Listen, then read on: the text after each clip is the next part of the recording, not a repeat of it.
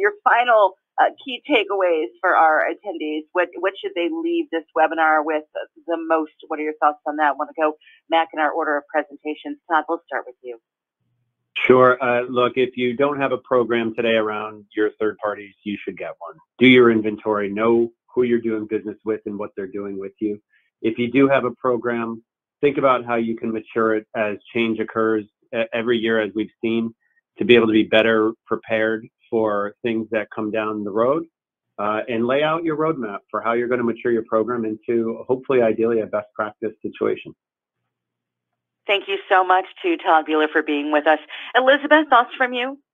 I think I echo what Todd said about, looking at your program. It's a great thing to do at the end of the year. Keep up to date in terms of what, like I mentioned earlier, states and regulators are saying end of the year, also to see what's on the horizon for next year.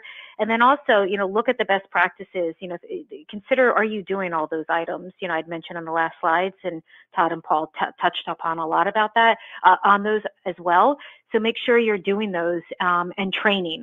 I have to say employee training is so important around breaches and making sure your service providers are also doing the training so you don't get caught up in, phishing or what have you. So that also helps. So those are my comments. Thank you so much to Elizabeth McGinn for being with us. Finally, Paul Noring, final thoughts from you? The one thought I would have is don't go it alone. You can use vendors to help with vendors. So there's a lot of great information that you can get through talking with your counsel, talking with systems providers, or talking with consultants like us. And, use that, make the most of it. A lot of people have gone through the journey before you and leverage off that as best you can.